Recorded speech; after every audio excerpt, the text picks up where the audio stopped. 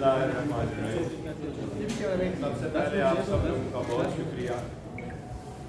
ये हम सब की कौमी जिम्मेदारी है कि बशरियत बहैसियत पाकिस्तानी के स्पेशली इलेक्शन के दौरान जब भी हम सोचते हैं तो मुल्क के बेस्ट इंटरेस्ट को मद्देनज़र रखते हुए जो भी कदम उठाते हैं हमें उठाने चाहिए और करने चाहिए।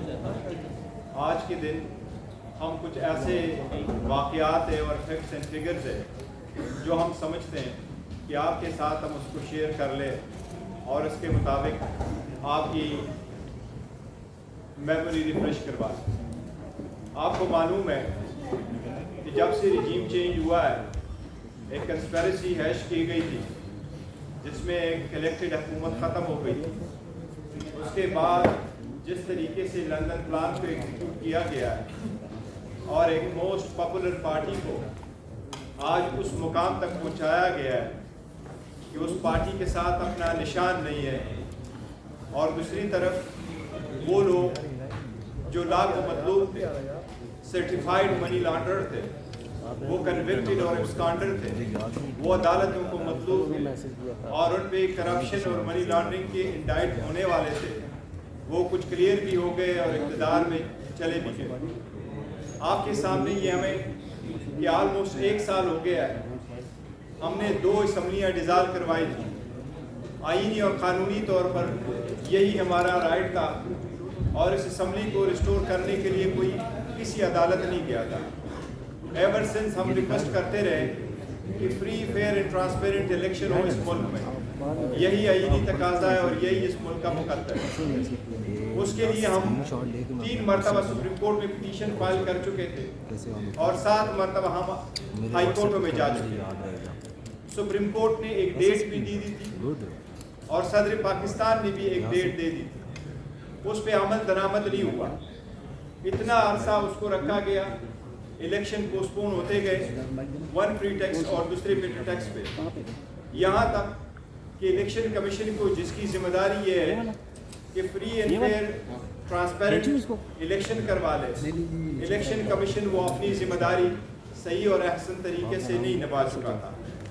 इसमें इलेक्शन कमीशन ने फाइनली जो सुप्रीम कोर्ट के इंटरवेंशन से डेट दी है और सुप्रीम कोर्ट ने वो डेट सदर पाकिस्तान और इलेक्शन कमीशन ऑफ पाकिस्तान के दस्तखतों से जो डॉक्यूमेंट अदलिया के सामने मौजूद है उसके मुताबिक 8 फरवरी को इलेक्शन होने हैं।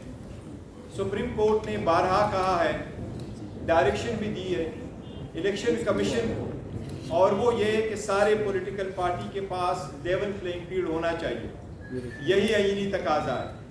लेकिन आपने देखा है कि जब इलेक्शन का प्रोसेस चल रहा था, इस इंटायर प्रोसेस में एक ही पॉलिटिकल पार्टी है जो PTI है, जिसको आइसोलेट किया गया है, इसको डिस्क्रिमिनेट किया गया है, इसके साथ गैर आईनी गैर कानूनी सलूक रवा रखा गया है।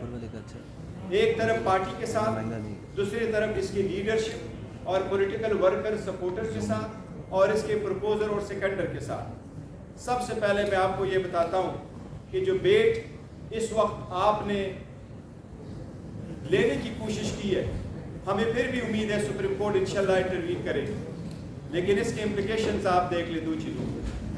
अगर आप बेट के निशान पे तोड़ करेंगे तो 227 रिजर्व सीट है जो पॉलिटिकल पार्टीज के पास जाती है, उसमें से 70 रिजर्व सीट नेशनल असम्बली की है और बाकी प्रोविंशियल असम्बलीज की है।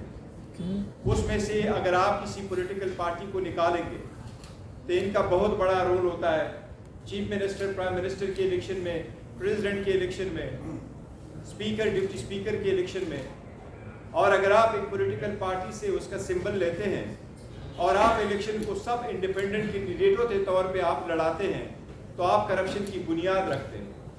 इस मुल्क में करप्शन अगर मजीद चलेगी और होगा तो इकानमी मजीद डूब जाएगी। इसलिए ये क्रिटिकल इलेक्शन है इस स्टेज पे जो होने जा रहे हैं, और हमारी ये दरख्वास्त है सुप्रीम कोर्ट से कि बल्ले के केस को फौरन लिया जाए और इसके लिए बेंच कंस्टिट्यूट किया जाए और इसको जल्द से जल्द उस पर फैसला हो। सुप्रीम कोर्ट के अहकामात के मुताबिक इलेक्शन होने थे। इलेक्शन में हमारा एक पहला पॉइंट ये था जिसके लिए हम अप्रैल में भी गए थे हाई कोर्ट کہ جتنے بھی ROs ہیں آپ ان کو عدلیہ سے لے لیں بجائے اس کے کہ ROs حکومت کے نمائندگان.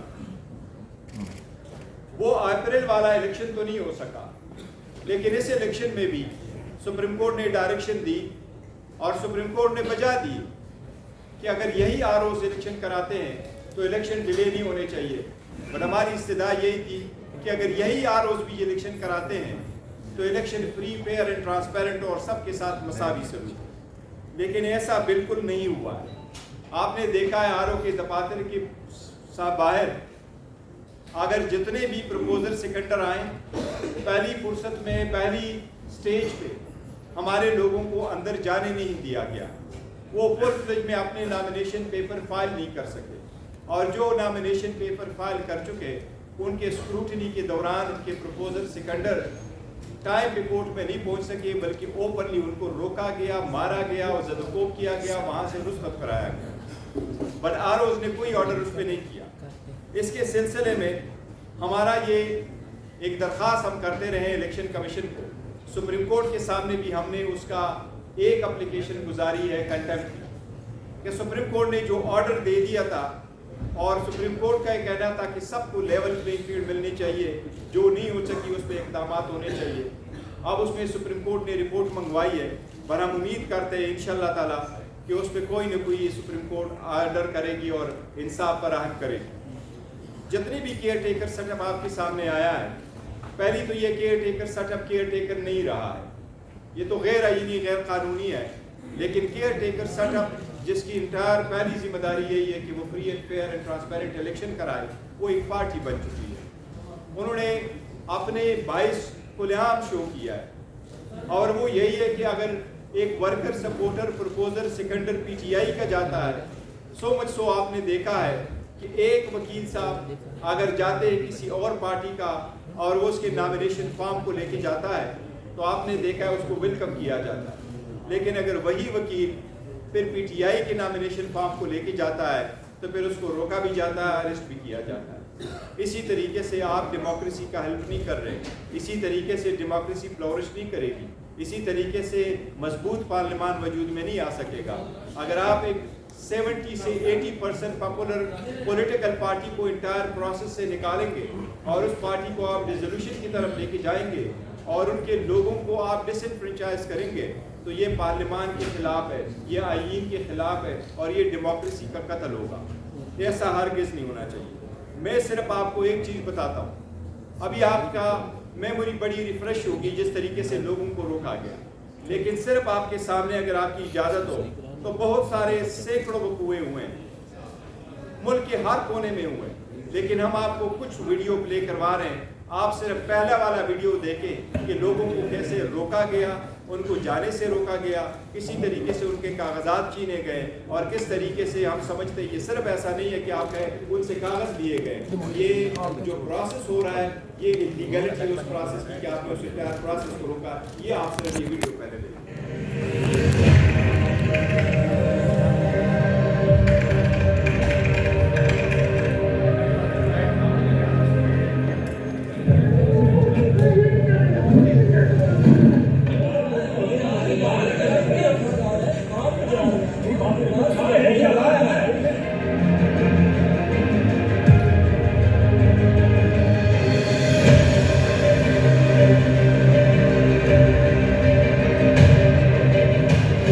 چھاپے مارے ہیں, ان کو مارا ہے, ان سے سارے کاغذ چھینے ہیں. پہلے انہوں نے ہمیں رسالے سے روکا, پھر جب ہم اندر چلے گئے اس کے بعد انہوں نے ہمیں رجوع کیا, ہم پر شدت کیا, اور ہمارے فصل کاغذات کے نامینیشن فارم اور چیزیں ہم نے چھینی. آج کاغذات نامزدگی جمع کروانے کے لیے میرے چند دوست یہاں تشریف لائے. میں اس ریاستی دہشت گردی کی, اس ریاستی جبر کی پرزور مذمت کرتا ہوں. دفتر سے باہر نکلے, باہر پولیس کھڑی تھی. میں نے اپنے کسی عزیز کو کچھ وقت کار میں بیٹھنے کے لیے فرمائے اور DSP پیسے گزر دوڑ کر آئے اور انہیں وہ سین کر دے گئے. پچھلے 1 گھنٹے سے آپ کے تمام دوستوں کے ہمراہ جیسے बंदा कैमरा अरशद भुट्टो साहब जो कि हमारे आर ओ हैं उनके दफ्तर के बाहर मौजूद है, लेकिन यहाँ पे वो मौजूद नहीं है और मेरे ख्याल रिसीव नहीं कर रहे। आधा घंटा पहले जब वो नॉमिनेशन पेपर लेकर बाहर निकले, SHO सिटी फैजाबाद रऊफ खलक और बाकी पुलिस वालों ने उनको गिरफ्तार कर लिया, उनको मारा, पीटा, तशद्दुद किया और उनको थाने में बंद कर दिया।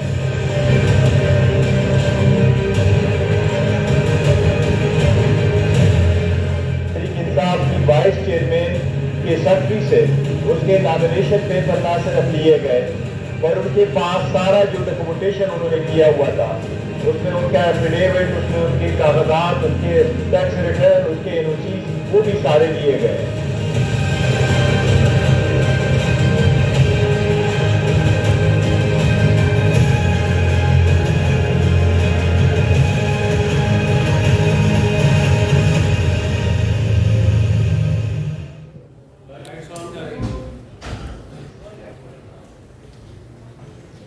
ये आपने देख लिया, जो आपने ये देख लिया जिस तरीके से कोशिश की गई कि लोगों को नॉमिनेशन फॉर्म फाइल करने से रोका जाए, इसके बावजूद अल्हम्दुलिल्लाह PTI के वर्कर, सपोर्टर्स और कैंडिडेट्स और एस्पायरेंट्स जो थे उन्होंने सबसे ज़्यादा नॉमिनेशन पेपर फाइल कर दिए। ये हमारे अंडर-19 क्रिकेट टीम से भी घबराए हुए। लेकिन जब स्क्रूटनी का वक्त आया तो जब हमने वोमेन के लिए और रिजर्व सीट के लिए जो द मोस्ट इम्पॉर्टेंट इनके लिए रिजर्व सीटें इसलिए रखी गई है क्योंकि ये सोसाइटी का वो सेगमेंट है ताकि ये अनरिप्रेजेंटेड ना हो। PTI की किसी भी कैंडिडेट की स्क्रूटनी जो रिजर्व सीट है वो आज तक नहीं हो गई। अगर आप स्क्रूटनी का प्रोसेस कंप्लीट कर भी लेते तो क्या फर्क पड़ता है? इलेक्शन तो अभी होने हैं, लेकिन आपने इतना भी गवारा नहीं किया कि वो रिजर्व सीट पे भी, और वो भी उस सेगमेंट के, सोसाइटी के उस सेगमेंट से जो फ्रैजाइल है, जिसके लिए कानूनसाजी की गई है कि उसकी रिप्रेजेंटेशन होनी चाहिए, आपने उसको भी रोका। आप सिर्फ ये देख लें, एक और वीडियो आपको हम प्ले करते हैं। इस वीडियो में आप देखें कि किस तरीके से लोगों से कागजात छीने गए और उनकी जो स्क्रूटनी के वक्त इनके साथ है, तो ये स्क्रूटनी वाले वाक़यात सेकंड वीडियो एक मरतबा के लिए आप देखें।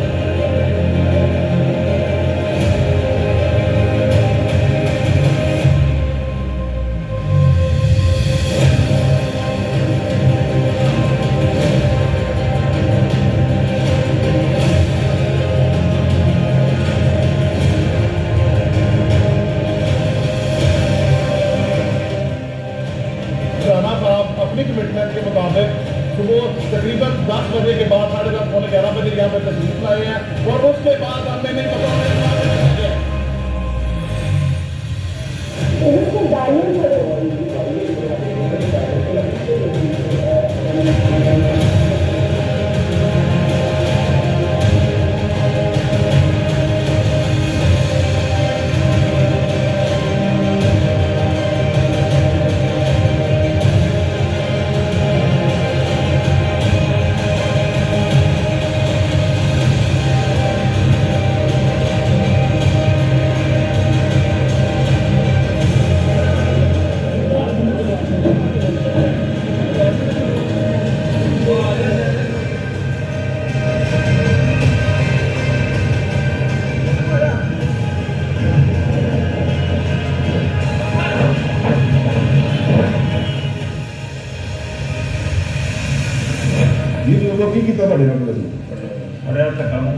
चलो साड़ी कर दीजिए किसी का तो हम तो कर गया